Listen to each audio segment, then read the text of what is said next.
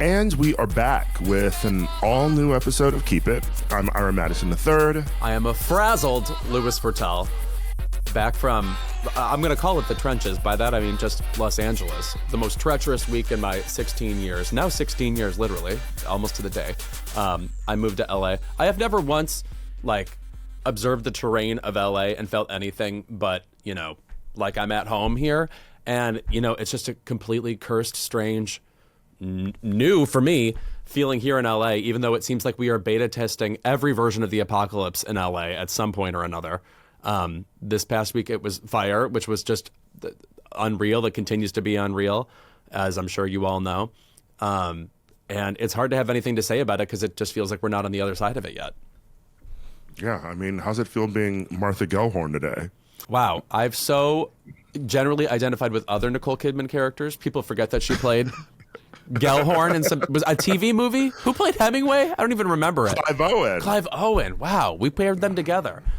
She's been paired with everybody at this point. I think I've said it before. I think she is the most employed person in the history of show business. If you are waiting to star opposite Nicole Kidman, stay in line. Yeah, it's basically everyone now. She's like the new Kevin Bacon times 10. No, it's nice to hear that you're doing well and that you escaped from LA like Kurt Russell and went to San Diego for a bit to now you're back. And I don't know, how does it feel in the city? I feel like I personally, not having lived in LA for a few years now, it's whatever you think about the city, your mind immediately goes to, sort of Hollywood and the film industry, and having worked in it, that's what both of us think about. But I think that this week has really just sort of reminded people that there's so much more going on in Los Angeles than Hollywood. Yeah, even though it's this big pseudo-disconnected stream of pseudo-suburbs in LA, things like this remind you that you actually do live in a community. When we had Nithya Raman here years ago, it was one of those aha moments where I realized this is a real place. Like, real people live here and communicate with each other every day, and it's not just, this place we deposit all of our ambitions and hope for the best, like one big, lotto ticket community or something. So to get all these updates, specifically from local news in LA, being really fabulous over the past week as it pertained to the fires and continuing warnings and stuff. It's like slightly altered what I think about living here. And there's a, I hate to use the word warmth during a time like this, but there is a warmth to realizing the level of conscience happening in the community. Local news, but not the LA Times. Let's just point that out. Oh, no, I would describe myself as pissed at them. Yeah. I would describe it as warmth as well. You can sort of feel it even here on the East Coast. I feel like it's nice seeing people that I love in Los Angeles sort of helping out in any way that I can. It was devastating to hear a lot of friends who had either lost homes or their parents had lost homes, lost family homes. And I think people in New York, too, are sort of we're usually like, fuck LA here, but a lot of people have been setting up clothing drives. A lot of people have been donating money. I think that a lot of people have just really been sort of finding any way that they can support Los Angeles. And yeah, it is a city of a bunch of disconnected suburbs that were originally connected by rail, and now it's just sort of connected by, the main thing in Los Angeles is sort of the highway. You're just driving from communities, and I think you spend a lot of time in cars alone in that city. And this week, seeing people embrace other people from different communities and driving to Altadena, to donate or sort of help out it seems like a city coming together. I mean, even reading Sally Field wrote on Instagram that she was born and raised in Altadena. Then she now currently lives in the Palisades. So it's like the entire breadth of her amazing life has been affected in the past week by all of this. And just to be acquainted with the fact that, oh yeah, people are born here.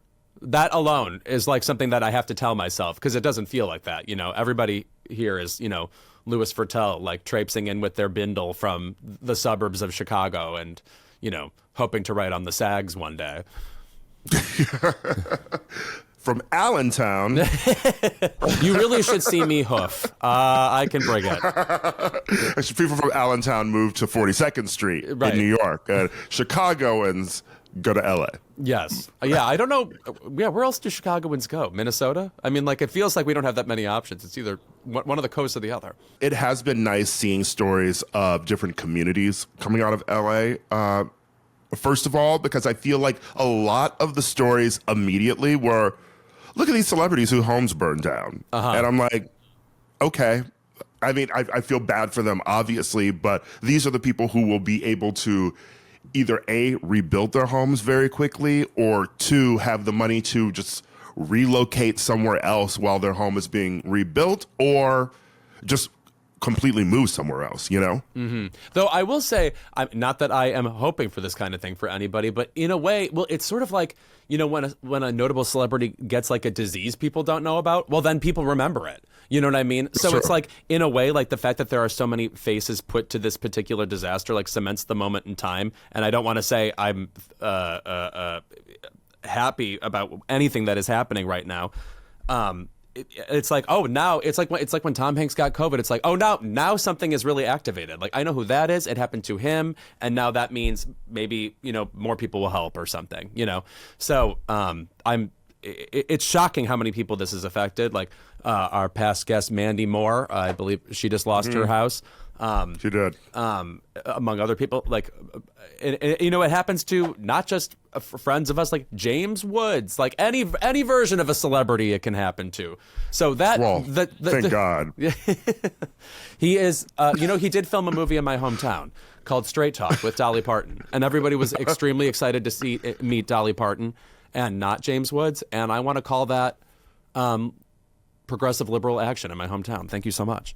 That is a good reminder that the lens through which we learn about a lot of things in the world in general is through pop culture, and it's through celebrities, for better or worse, you know? So a celebrity getting something like COVID, a celebrity losing their home is something that just sort of reminds people who aren't generally thinking about other people that something has happened. You know, we don't tend to think about our neighbors all the time, but you might remember that this celebrity lost a home, and so then you might remember that, oh, other people, you know, are affected by this. I mean, I recall maybe our first episode of Keep It, you know, where 1991, where you were talking about Rock Hudson getting AIDS, you know? You were just happy that people knew about the disease.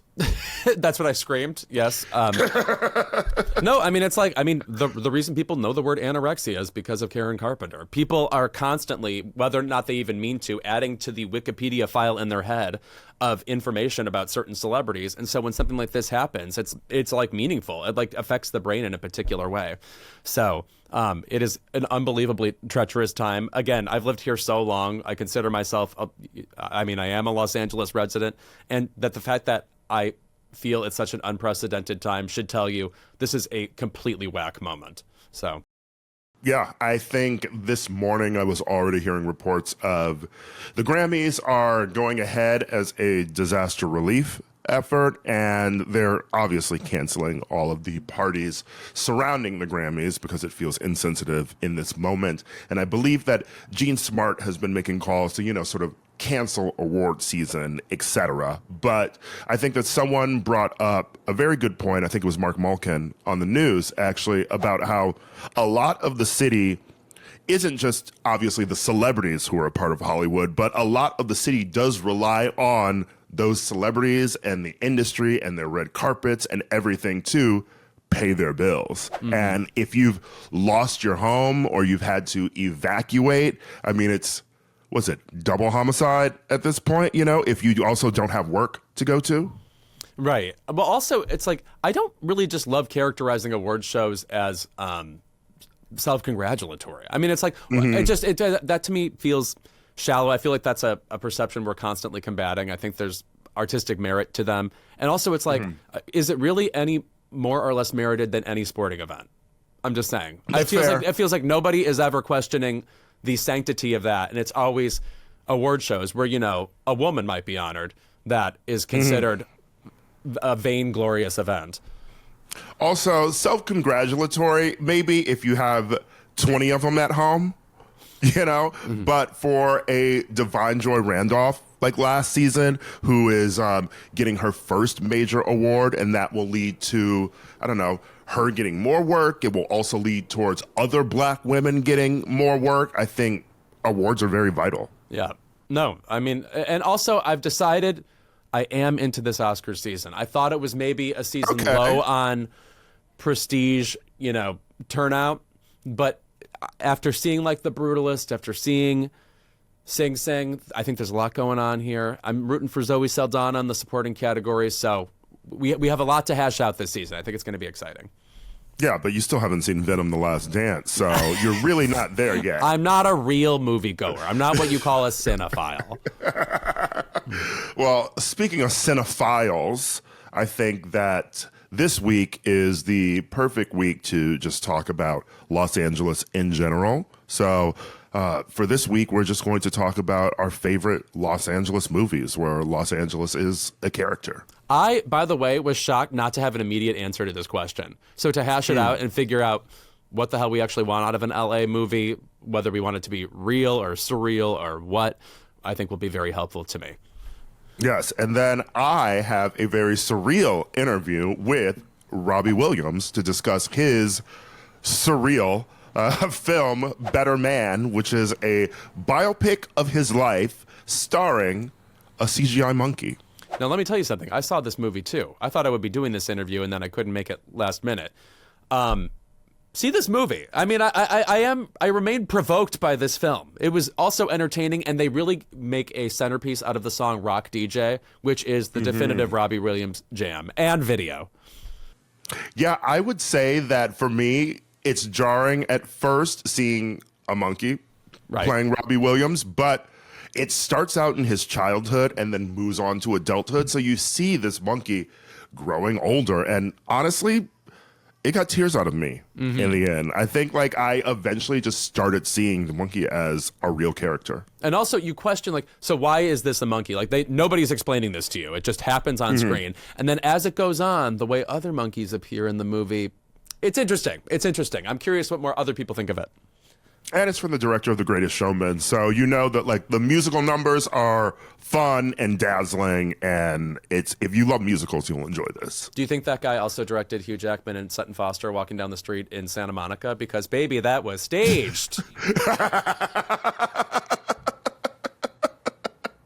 Shout out, by the way, to these two Broadway stars having their stage shoot in Santa Monica. Yeah, that is a borderline a betrayal. I mean, how could they do such a thing? Which is how you know it's staged, because they've been fucking living in New York. So wouldn't you have seen them being papped or something, you know, walking through the city or at a restaurant, etc. They've been keeping this on the low until they were ready to announce. Conveniently timed with Younger appearing on Netflix. Wow. Oh, no, not promo for this. Do you think Debbie Mazar's behind this? This goes all the way to the top. And by the top, I mean the top of the hills in Bel Air where Darren Star lives. Those hills are just massive, as you know. Yeah. I worked there briefly. That is my favorite. I don't know if I really talked about it on the show, but that was maybe my favorite writer's room experience. It was 2021, you know, a lot of the rooms were closed. A lot of people were working on Zoom, and we worked in Darren's backyard of his Bel Air mansion. Was this for Uncoupled? Uncoupled. Oh, got it. Okay. Yes. Anyway, Hugh and Sutton. Maybe they sing Mary and the Librarian when they're getting down. Who knows? 76 trombones in my ass, or whatever. Anyway, sorry. Hugh, do the boy from Oz. You know how that gets me, Randy. Oh, yes. Right, he's a Tony winner, too. Anyway. Too many Tonys in that relationship. Tone. Yes. It never rains in Southern California except when they're fucking. Anyway. That was my Tony joke, sorry. All right, when we're back, more Keep It. Keep It is brought to you by One of Them Days. All right, y'all, listen up. We got a movie that's about to light up your weekend. The new, hilarious, and outrageous R-rated comedy, One of Them Days, hits movie theaters Thursday. Trust me, One of Them Days is a comedy you do not want to miss. From the brilliant mind of producer Issa Rae and starring the dynamic duo of Keke Palmer and SZA. Yes, you heard me right. SZA on the big screen, so you can turn off Lana and go ahead and see her at the movies. It's a hilarious buddy comedy that'll have you laughing, cheering, and maybe even tearing up a little. Ride or die best friends and odd couple roommates, Drew, played by Keke Palmer, and Alyssa, played by SZA, discover Alyssa's boyfriend has blown their rent money. Now it's a race against the clock as the duo finds themselves in crazy situations one after another to avoid getting evicted, all while keeping their friendship intact. One of Them Days is the funniest, most outrageous comedy we've all been waiting for. It's serving up all the vibes, unfiltered, unapologetic, and absolutely unforgettable. Grab your friends, grab your snacks, and get ready to laugh. Early screenings have brought the house down with the entire audience laughing out loud, okay? Nobody's brought the house down since Queen Latifah and Steve Martin, so you know this must be good. There's scenes that you'll be talking about for days. One of Them Days, exclusively in movie theaters Thursday. Rated R. Get your tickets now. Keep It is brought to you by Lumen. Did you know 80% of resolutions fail by February? You can beat the odds with Lumen and improve your health. Lumen is the world's first handheld metabolic coach. It's a device that measures your metabolism through your breath. And on the app, it lets you know if you're burning fat or carbs and gives you tailored guidance to improve your nutrition, workouts, sleep, and even stress management. All you have to do is breathe, just like Michelle Branch told you to. No, I believe that was Anna Nalick. Moving on. You breathe into your Lumen first thing in the morning, and you'll find out what's going on with your metabolism, whether you're burning mostly fats or carbs. And then Lumen gives you a personalized nutrition plan for that day based on your measurements. You can also breathe into it before and after workouts and meals so you know exactly what's going on in your body in real time. And Lumen will give you tips to keep you on top of your health game. You know, this is so much different than the thing the police make me breathe into every other week. I have to say I agree. I also say this is valuable for me because I am somebody who, sorry, I'm about to start crying. My body doesn't want to gain a lot of weight. And so knowing what my metabolism is up to helps me and helps me improve when it comes to building muscle. Anyway, sorry, I didn't mean to get so emotional. Your metabolism is your body's engine. It's how your body turns the food you eat into fuel that keeps you going. Because your metabolism is at the center of everything your body does, optimal metabolic health translates to a bunch of benefits, including easier weight management, improved energy levels, better fitness results, better sleep, etc. And Lumen also gives you recommendations to improve your metabolic health. It can also track your cycle as well as the onset of menopause, Louis. So, there you go. Slay. And it can adjust your recommendations to keep your metabolism healthy through hormonal shifts so you can keep up your energy and stave off cravings. So if you want to keep the weight off for good this year, go to lumen.me/keepit to get 20% off your Lumen. That's LUMEN.me/keepit for 20% off your purchase. Thank you, Lumen, for sponsoring this episode. So whether you're experiencing the fires firsthand in LA or watching on TV or on your phone, it hurts to see the city in such despair. So to celebrate Los Angeles the only way we know how, through obscure references and other trivia, Ira and I put together a curated list of all our favorite movies and TV shows that scream LA. Now, you may have mentioned TV shows. I just did movies because, as you know, I believe TV is entertainment and movies are art. I mean, listen, we're going to talk about movies in this segment, but I will say that as far as TV shows, and a lot of TV shows set in LA are usually just cop shows. Right. You know, like I will say that the two that come to mind are, one, The Closer. Oh, sure. Kira. I remember we gave her an Emmy at the very last minute for that. That was so unexpected. That's like one of the few times I've ever been shocked at the Emmys. The thing about The Closer, too, is that her character, Brenda Lee Johnson, moves to LA from Atlanta. And so she has no idea how to get around in Los Angeles. And this is using like Waze or your smartphone while she's trying to navigate the city. So she is constantly getting lost in the first season of The Closer, just trying to navigate her way to different places in LA. So that's fun. You really get to see the city. And I will also say there's this new show on ABC that I recently got obsessed with called High Potential, starring Caitlin Olsen. Oh, I've only seen a little bit of it, but I'm loving it so far. I love her. I turned it on after I watched the Abbott Elementary It's Always Sunny in Philadelphia crossover, which was actually hilarious and reminded me that I have not watched It's Always Sunny in forever. And Caitlin Olsen, her new show was just auto-playing right after that episode. So thanks, Hulu. And it's a show that sort of, I feel like cop shows in general are the one thing that get into the different communities in Los Angeles that aren't just Hollywood, you know, because it has to be sprawling just sort of by nature. Which reminds me, I feel like my favorite LA set TV show, and this is kind of cheating because the main house of the show is here. And the show, I believe, if you check a piece of mail in one episode, says it takes place in California. But gelling those facts together, I'm going to say this is an LA set show. The Wonder Years, the original one with Fred Savage, is technically, I believe, an LA suburb.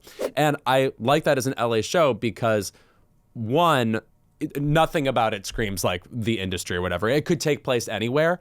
And I mean, in America, basically, it looks kind of like it could be Iowa or it could be the Northeast or whatever.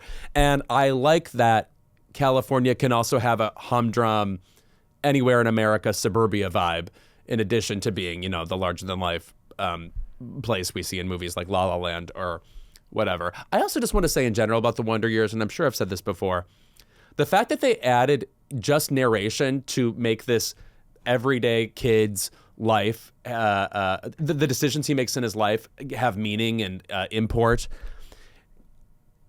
made it so touching. This show is so amazingly touching and never had a bad episode. And because half of the show is you're waiting for them to get through the narration and they're just standing there these characters are just standing around while narration occurs, you get these moments that seem actually realer than an actual TV show because people are standing around not saying anything and not furthering a plot. So it feels like you're getting this slice of life thing in addition to witty commentary done by Daniel Stern. I remain a stan of that show, and I feel like more people would like the original if they got to see it. That was the benefit of watching Nick at Night when we were in like middle school. Like they played the Wonder Years nonstop. Yeah, I mean, speaking of narration, when I think of Los Angeles in film, I really think of film noir immediately. Oh, That's of course. The first thing that comes to mind. I hear Walter Neff in Double Indemnity That's got to be the best one. Yeah. And noir was really just a genre that I feel like got into the grittier neighborhoods of Los Angeles, you know, the parts that had lower income housing and sort of the outskirts of the city in general. When you watch Double Indemnity, as I saw it recently, you get Barbara Stanwyck giving one of her signature performances. You get Fred McMurray also giving one of his signature performances and having the lanterniest of lantern jaws. Martin Landau, bitch, you don't even compare. Step off. You get a lot of descriptions of actual LA geography in here. I believe they're in the Los Feliz area for a lot of the movie. And it's so weird to watch a movie from 1944 and recognize the place you live in. Like, New York is a city. Like, any movie that looks like a city will kind of look like New York. This looks like the specifics of Los Angeles, from the hills of that area to when you get down into like the Franklin Avenue, Vermont region. It's really surprising. It's surprising that anything kind of holds up from that time and seems recognizable. Well, to really shoot Los Angeles in a film too, you sort of have to be someone who kind of loves the city or lives there, because I think that New York, as you said, is immediately recognizable. And New York itself is cinematic. You set up a camera anywhere in New York City, it feels like New York City. You can sort of frame it because of the buildings, because, you know, like if you just stand in the street, you can see far, you can see the Empire State Building, etc. Like, it feels like New York. Even a random street corner in the East Village is going to feel like New York City, you know? A large swaths of Los Angeles, I'm sorry, are ugly and uncinematic, you know? And so you really have to specifically know where to shoot in Los Angeles to make it, one, recognizable as Los Angeles, and two, make it feel anything like a love letter to the city. Yeah. There are a number of 70s movies that I think really capture LA the same way that 70s is the heyday for New York movies. Mm-hmm. First of all, there's, of course, Chinatown, which is the aesthetic of 70s, 40s, just in general in movies, as typified by The Godfather, etc. Fabulous. But my favorite LA movie, which is from the 70s, is Shampoo, which stars Warren Beatty as this Lothario hairdresser based allegedly on John Peters, the former lover of Barbra Streisand and husband of my girl, Leslie Ann Warren. And he is this, he's messing around with Goldie Hawn, he's messing around with Julie Christie, he's messing around with Academy Award winner Lee Grant in her maybe signature role on film. But to me, the best thing about this movie, and it takes place around Election Day in 1968, even though the movie was made in 1975, it gets how long it takes in LA to get from place to place. You'll be at a restaurant, and then you see the people wait outside the restaurant for a cab. Then they're in the cab, and there's a scene in the cab. Then they finally get to this party. The passage of time in LA, as you're trying to get from one place to another over a single night, is inherently epic. And this is one of the few movies that really gets that. And also, you get a sense of glamour in this movie because a lot of it takes place in the hills, too. Another Warren Beatty movie that gets a lot of action out of the hills is Heaven Can Wait. I'm not a stan of Heaven Can Wait. I do love the shape of Julie Christie's hair, of course, but... One of the greatest film posters. I love the Heaven Can Wait film poster. Oh, yeah. I love the Shampoo poster with it's Warren Beatty holding the scissors over Goldie Hawn and Julie Christie. By the way, all of Goldie Hawn's 70s movies remain historically so underrated now. If you haven't seen Butterflies Are Free recently, she is fucking hilarious in it and says something so mean about lesbians. I should see that movie then, because I'm always saying mean things about lesbians, meaning my sister. Anyway, Warren Beatty, let's just say that was a white man with lips. And when there's about 6 of them altogether. You'll notice I am not one of them. Yes. When you were praising so many of the young leading white men these days, let's start praising some men with lips, okay? Warren Beatty was a man. You look at Paul Newman, this is a man, okay? None of the men right now that everyone is fawning over are evoking the heat that Warren Beatty does. I'm just going to say that. Well, I say this appreciatively about Timothée Chalamet, but his lips there are 2 other clavicles on his body. As you know, I believe he's like 6 clavicles altogether. It's his full exoskeleton. If you want to also talk about films that really get the passage of time in LA, even if there's sort of a lie about how quick it takes to get places in Los Angeles, you got to mention Clueless. Oh, please. Everywhere in LA takes 20 minutes? I don't think so. Maybe when that movie was made, but LA could borrow from New York and add some congestion pricing. And then maybe you could get places in 20 minutes. I mean, like Clueless, I can't even pick a favorite LA location. First of all, I mean, it also is a toast to mall culture, which I think is like now a lost American problem. But at the time, just the way they walk through the city. I'm just like the self-absorption and yet flavorfulness of the characters. P.S. Obviously, Letterboxd is doing the work of the gods by asking all these celebrities what their 4 favorite movies are. They asked Nicole Kidman recently. She jumped to say Clueless. What a good moment for humanity. And then she said The Piano Teacher. Yes. Not everyone gets it. Yes, and the piano. Right. So you're getting some females at work here. That bitch is tickling the ivories at home. I know that. You're talking about Keith Urban, that bitch. And P.S., if you want to hear me talk more about Holly Hunter, I have a new Trophy Strife where I talk about the best Oscar-winning performances of the 90s. And bitch, you better believe she makes the cut. You said you could come up with a favorite LA moment in Clueless, but for me, immediately, the first thing that comes to mind is Cher getting robbed outside the circus. The Alaya. Get on the ground, please. It's an Alaya. That is cinema. Every time I used to drive by that Circus Liquors, that scene jumped into my brain. No. I mean, it's painful how good that movie is. We of course, had a famous feud, not you and I, on this show about whether Clueless or Mean Girls was superior. And I feel like it's those moments. It's Clueless. You know, the not just the time of Clueless, but the place of it that make it superior. Well, speaking of one of our famous Keep It feuds, you know what movie I'm going to bring up that I love and you hate. Oh, my God. I was going to say the Blues Brothers, but that's Chicagoan. A movie I hate, La La Land. I like it well enough. LA Confidential.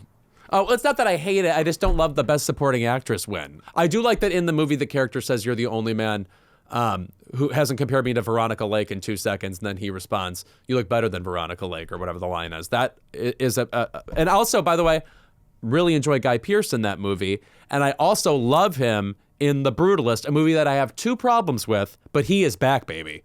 What are the 2 problems? Have you seen it yet? I haven't seen it yet. We'll talk about it next week. Okay, yeah. Put a pin in this. No, LA Confidential is the rare movie of, I was watching it once in my apartment. I've probably seen that movie 4 times.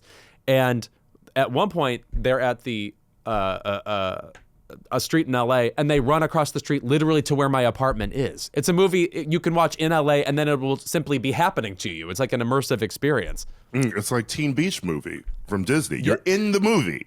Yes, that's what they were going for. Yes. When I think of LA movies too, you always think of the big landmarks, the architecture. I'm always thinking of, for instance, John Lautner architecture, and that brings to mind The Big Lebowski, Body Double, the Why Do Fools Fall in Love? Sure. Yes. You know what I actually kind of appreciate is when a movie is lower key but still takes place in LA. Like, it's not making hay of like the epicness of the iconography of LA.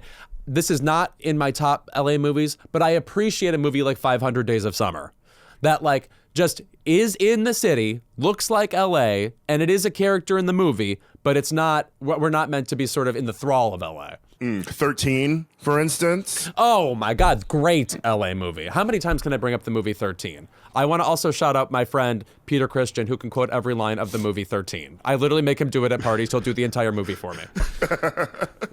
13, there's also, I mean, speaking of the 70s, it's set in the 70s, but it's a modern film. It's The Nice Guys. I've never seen it. It's a movie that people are constantly begging for a sequel to, just sort of like The Man from U.N.C.L.E., which could happen because Armie Hammer's back, baby. Oh, yeah. What, is he like the most successful podcaster of all time now or whatever?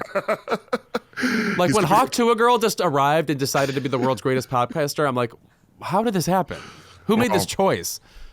Armie will be on Keep It next week, so we can discuss that with him then. Oh, okay, great. That's so exciting for him. Okay, there's a movie that I actually want to categorically eliminate from the consideration of best LA movie because while it takes place in LA, has geography in the title, I think it exists in a world that has nothing to do with real LA, and you also don't get a real glimpse at LA. And my answer is Mulholland Drive. Now, I've seen this movie recently. Obviously, it is a one-of-a-kind achievement. Just along the lines of the performances are that David Lynch thing of, is this good? And then sometimes they're really compelling, and then awkward on purpose, and then obviously there's a dream logic to the movie. And what I think is most impressive about the movie is it's like you can sense the person who's having these dreams waking up at the end because things are becoming a little bit more coherent and things are starting to feel a little bit more real, gelled. It's just obviously an impressive movie. I don't think you get any actual LA out of it.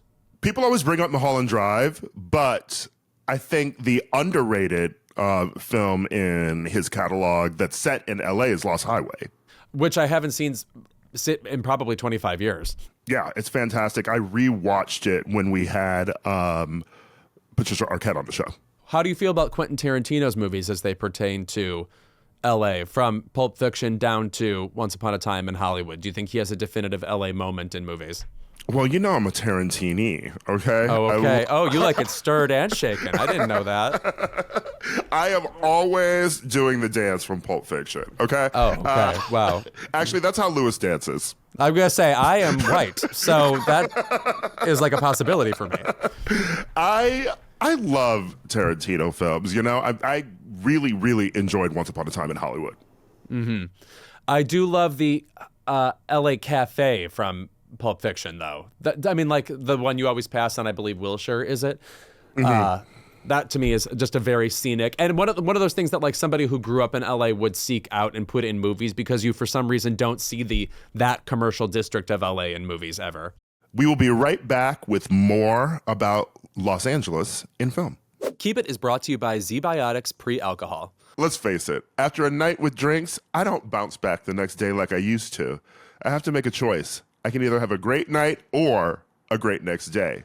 That is, until I found pre-alcohol. ZBiotics pre-alcohol probiotic drink is the world's first genetically engineered probiotic. It was invented by PhD scientists to tackle rough mornings after drinking. Here's how it works. When you drink, alcohol gets converted into a toxic byproduct in the gut.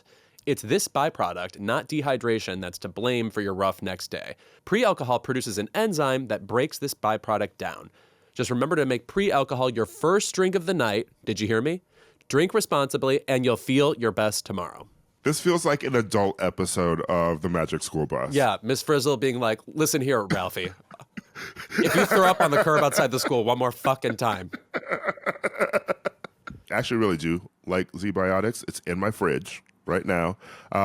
Currently, I am in the midst of dry January, but also some people are doing damp January, where they're having a light drink here and there. Damp is simply a horrible word used in this case, and I'm sorry you brought it up. But every time I have pre-alcohol before drinks, I notice a difference the next day. Even after a night out, I can confidently plan on recording this podcast without worry. Look, I won't lie. I was a bit on the fence about pre-alcohol initially, but then while hanging out with some friends who love drinking this, I figured that I would give it a shot. And believe me, it's the real deal. Go to zbiotics.com/keepit to learn more and get 15% off your first order when you use Keep It at checkout. ZBiotics is backed with 100% money-back guarantee, so if you're unsatisfied for any reason, they'll refund your money, no questions asked. Remember to head to zbiotics.com/keepit and use the code KEEPIT at checkout for 15% off. This podcast is sponsored by Squarespace. Squarespace is the all-in-one website platform for entrepreneurs to stand out and succeed online. Whether you're just starting out or managing a growing brand, Squarespace makes it easy to create a beautiful website, engage with your audience, and sell anything from products to content to time, all in one place, all on your terms. Introducing Design Intelligence from Squarespace, combining 2 decades of industry-leading design expertise with cutting-edge AI technology to unlock your strongest creative potential. Design Intelligence empowers anyone to build a beautiful, more personalized website tailored to their unique needs and craft a bespoke digital identity to use across one's entire online presence. Oh, you must be talking about iramadison.com, which is powered by Squarespace. I wasn't. Oh, God. Now you've brought it up. It's a curse. Squarespace Payments is also the easiest way to manage your payments in one place with Squarespace. Onboarding is fast and it's simple. You can get started in just a few clicks and start receiving payments right away. Plus, give your customers more ways to pay with popular payment methods like Klarna, ACH Direct Debit, Apple Pay, Afterpay, and ClearPay. Connect major social and multimedia accounts to your website in a few clicks as icons, direct links, or embedded feeds. Build visitor trust while updating content only where you need it, extending your brand's footprint.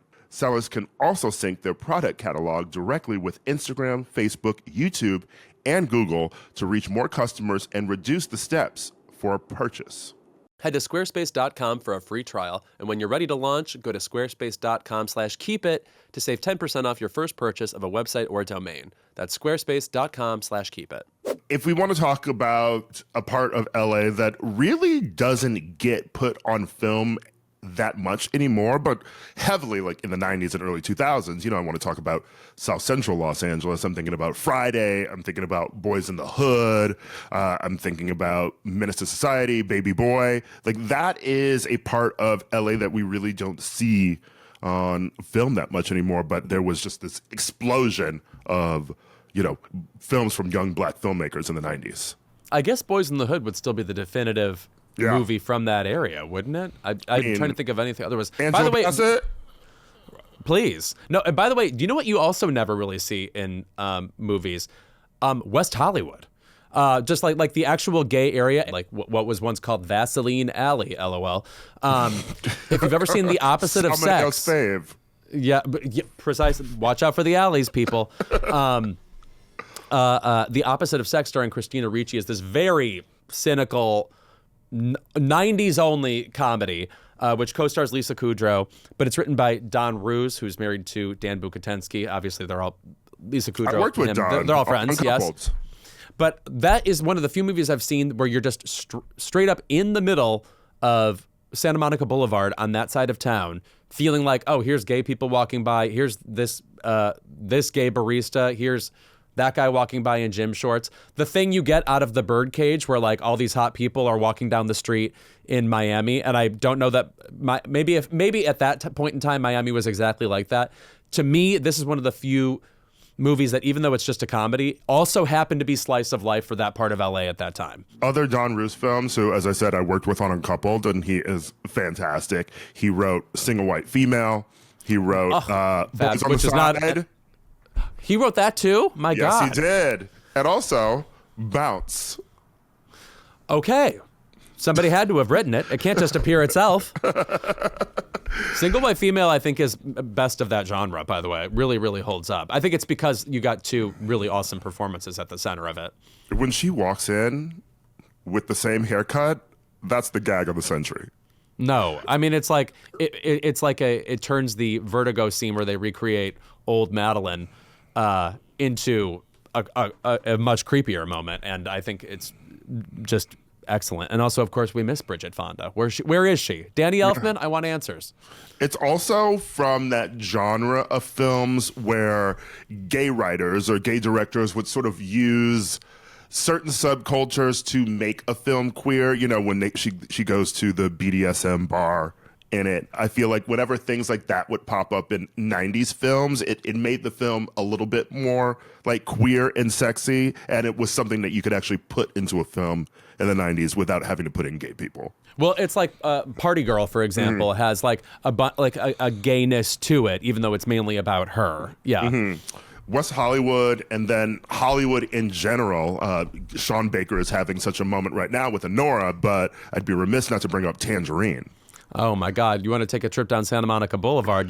First of all, you're gonna do it frenetically in this movie, and then secondly, the character's talking at like 500 miles per hour too. I love the yappiness of that film. I am so sad that we never got more from Maya Taylor. She should have been a bigger star after that, and she won the Independent Spirit Award for Best Supporting Female. And I remember at the time we were like arguing, oh, she should be at these roundtables with these actresses. And now it feels particularly insane that she wasn't. You know, people like that who are like emerging in that moment should be talking to these veteran actors in front of us. I want to be seeing that. That should actually be the point of those things, because when you see someone, you know, you pair Nicole Kidman and Cate Blanchett, for instance. Have they done that? Not that I've seen. There's actually not too many photos of those two together, now that you mention it. Remember when people were like, Nicole Kidman and Kylie Minogue have never been paired together, and we assumed, you know, they Austrian were out for beef. blood. Yes, right. Yes. They've got kangaroo. They've got some boomerang, if you will. Yes. But no, I think that I would actually prefer those if it were younger, hot actors who like have just had a flashy, like a really good role paired with a veteran actor, and it's like they're both learning something. I was going to say, because these veteran actors, they don't really need to learn anything from each other. I mean, much as it's like fun to see like Demi Moore and Angelina Jolie talk, and they did have some tender moment where they both realized that they're shy at award shows or something and they should have greeted each other. Okay, but like that could have happened off camera. You know what I mean? In the line for the bar at the Golden Globes, that's when that combo is supposed to happen. We don't have to watch it. Father of the Bride, technically an LA movie. There's got to be some comfort viewing when it comes to LA, and I think that might be the pinnacle of that. This might come as an odd comfort movie because it is not a comfort watch at all once you get to the end, but I fucking love watching Boogie Nights. Oh, sure. Well, also, he is just the master of that part of LA. We're talking now about like the Valley. Licorice Pizza is a similarly loving tribute to that part of LA. Also, I was just thinking about him recently as he pertains to The Brutalist, because PTA makes movies of similar grandeur, but I think he is way more talented than Brady Corbet when it comes to bringing in the nuances of characters and turning those into exciting plot points. I would say that the characters in The Brutalist, even though it's a movie I like, is about kind of broad types in a way, or it doesn't really get into the characters, whereas PTA doesn't get through a movie unless you discover 4 weird things about every character. Brady Corbet is... I've seen his other works. Brady Corbet is a director who is more, I think, about ideas and sort of like the overall picture. The Brutalist, it's about, you know, like the architecture. It's about, you know, immigrants, etc. And I think that PTA, probably just from, growing up in Los Angeles, is more in tune with the characters, the weird people that you interact with. I mean, the plots of a lot of his movies are sort of incidental. Like, what is the plot to Boogie Nights? Dirk Diggler becomes a porn star. You meet all these interesting people along the way. Every character in a PTA film has the potential to be your favorite character. He also just gets like every square foot of space in an LA locale correct. The feeling of what it's like to be next to this like desiccated pool in the valley, the way it feels to be on like a shag carpet in an old apartment, the way it feels to be comforted by this weird Julianne Moore character, and where did she come from, and where is she going, and why does she feel like she's about to shatter in front of me? Everything is so palpable in a PTA movie, namely his LA movies. Inherent Vice, underrated. I saw that when it came out, and I remember not having much of an opinion about it at the time, but I will reinvestigate that. Yeah. Speaking of another sort of frenetic film that is very tense to watch, but Nightcrawler. Oh, I think that's one of the definitive LA movies. In the way that this movie Carry On that just came out, which is also technically an LA movie, makes a set piece of every part of the airport. Like, now we're in the TSA line. Now we're on the conveyor belt with all the bags, whatever. Every LA location in Nightcrawler is like vivified. Like, oh, now we're in the hills in this like we're peering around this apartment. Now we're like down around 1st, 2nd, and 3rd Street. And things are exploding. It has like many great action movies, it turns every urban location into a potential for fireworks. Obviously, another movie in this case is Drive, which is another very loving tribute to LA. Yeah, Carry On, a movie that I really enjoyed, although I will say, still waiting for a movie that captures the feeling of being at LAX. Yeah, it was very it's sort of like a Nomadland, how it went to an Amazon factory, but everything seemed pretty rad there. It was like, it does look like LAX here, but it's not the feeling of LAX. It was giving Bob Hope Airport. Yeah. Yeah. Things were smooth sailing. Yeah. Action movies, obviously the Beverly Hills Cop franchise, Lethal Weapon, Die Hard. I hate to say it, Die Hard is just one of the few action movies where also, obviously you can be enraptured by the actual action occurring, but every character is amazing too. Like, I love even fucking Bonnie Bedelia in that movie. Yeah, and, action movies. This week you don't really want to bring up disaster movies, but there are a lot of really good ones, set in LA. And I think that there's something about the film industry and the way that they love to destroy Los Angeles in movies, mostly because it's there. But I do wonder what kind of movies will be coming out of this, situation, this horrible moment in Los Angeles. I wonder how the film industry is going to respond to it. Not well, probably, because how did they respond to COVID and how did they respond to the writer's strike? Let's just not make things. There are also just certain things we end up not making movies about. Like, really, there were 2 9/11 movies, and we do have that play Come From Away. But otherwise, from a monumental moment in U.S. history, we have just not even begun to scratch the surface on that. Girl, why do you keep forgetting September 10th? I know I watch it every day. I get up, I get the coffee, I put on September 10th. I say this as a joke, but legitimately, there are people who did just assume that movie is about September 11th. Right. No, I know. Right. I mean, why would you call it September 10th otherwise? Yeah, it does seem sort of crazy. By the way, we already brought up Clueless, of course. Amy Heckerling, I think, in general, is a great LA artist. Fast Times at Ridgemont High has, in addition to 3 Best Actor Oscar winners in it. Can you name all 3?